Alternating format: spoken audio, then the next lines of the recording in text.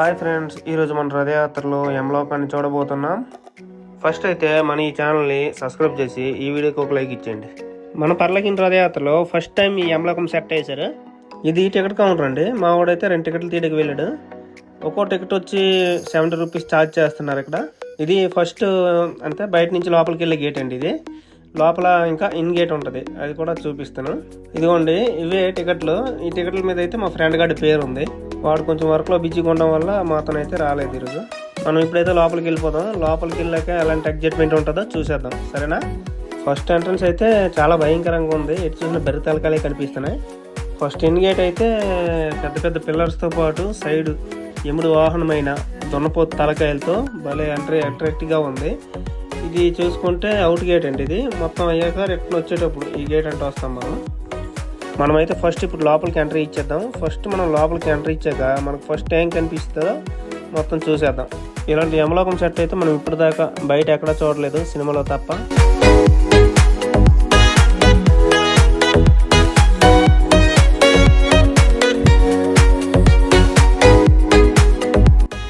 ఇదిగో ఇతనే మన చిత్రగుప్తుల వారు.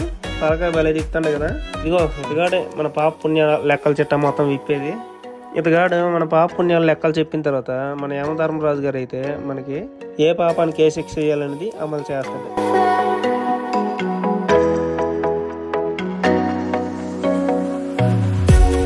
ఇదిగోండి, ఇప్పుడు మన యమధర్మరాజు గారు అయితే ఎంట్రీ ఇచ్చేస్తున్నారు.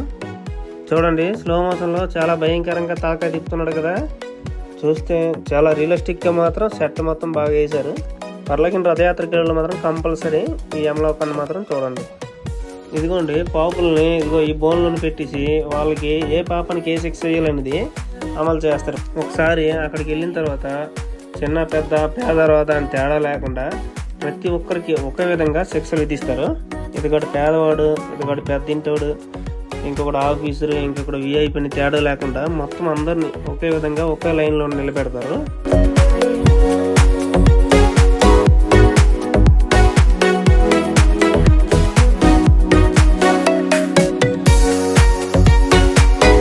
వీడేంటారు బాబు, 6 టైంలు కూడా ఎలా నవ్వుతుంది. మావాడైతే స్టార్టింగ్ నుంచి ఈ స్వీట్ కార్న్ తిండి మాత్రం ఆపట్లే. పక్కన కూడా ఉన్నాడు, వాడికి కొంచెం పెడదామైన ఆలోచన కూడా లేదు. వీడికి ఒక్కరు తినేస్తాడు.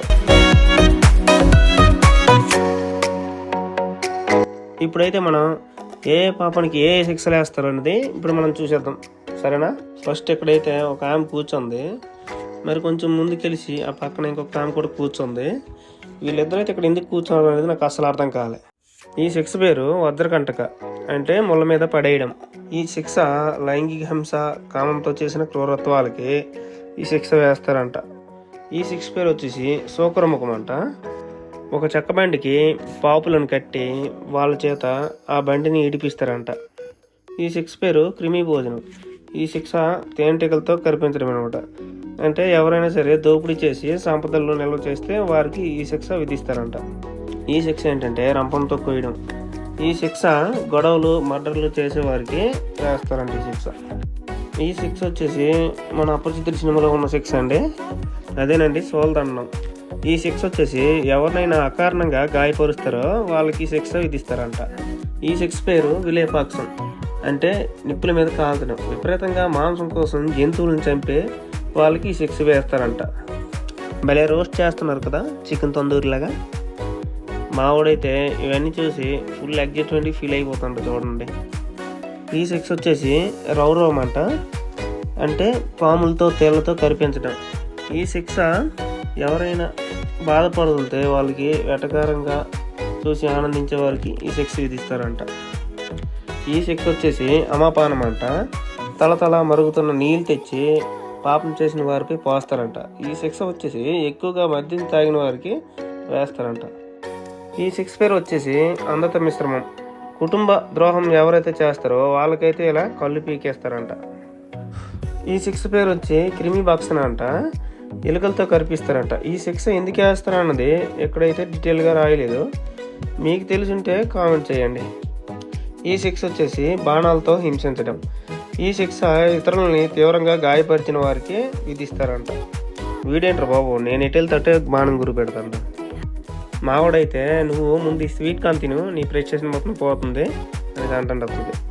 ఈ శిక్ష వచ్చేసి నిలువున చేల్చడం. ఈ శిక్ష ఇతరుల ప్రాణాలని తేలిగ్గా తీసుకుంటారో వాళ్ళకి ఈ శిక్ష విధిస్తారంట. వీడేంటారు బాబు ఉన్నమ్మ సినిమాలో చిరంజీవిలో కొనరా. మావుడిది కొంచెం జాలిగా ఉండలేండి.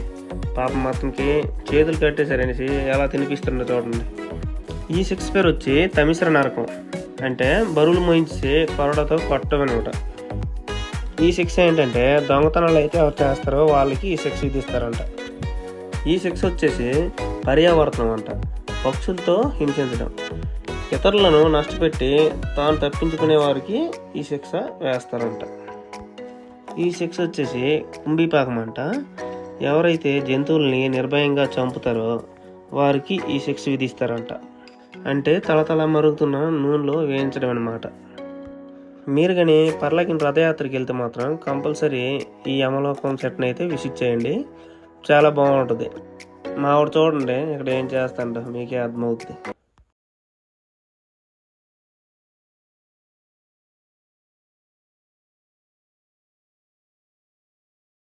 ఈ శిక్ష పేరు వచ్చేసి ధనదాహం అండి. ఎవరైతే డబ్బు ధనం గురించి ఎక్కువ ఆశపడతారో వాళ్ళకి డబ్బు బంగారం తినిపిస్తారనమాట.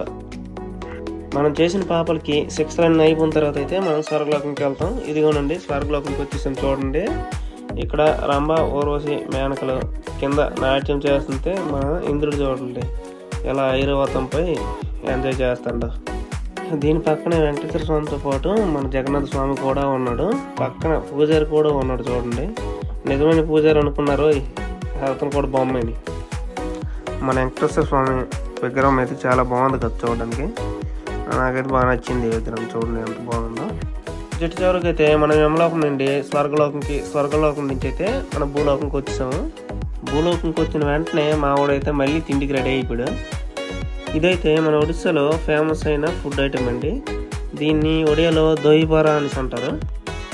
పెరుగులో నానేసిన గారెలో శనగల కూర వేసిస్తారు, భలే టేస్ట్గా ఉంటుంది. ఓకేనండి, ఈ వీడియో ఇక్కడితో ఎండ్ చేసేద్దాం. మళ్ళీ కొత్త వీడియోతో ఇంకో వీడియోతో కలుద్దాం, సరేనా? బాయ్.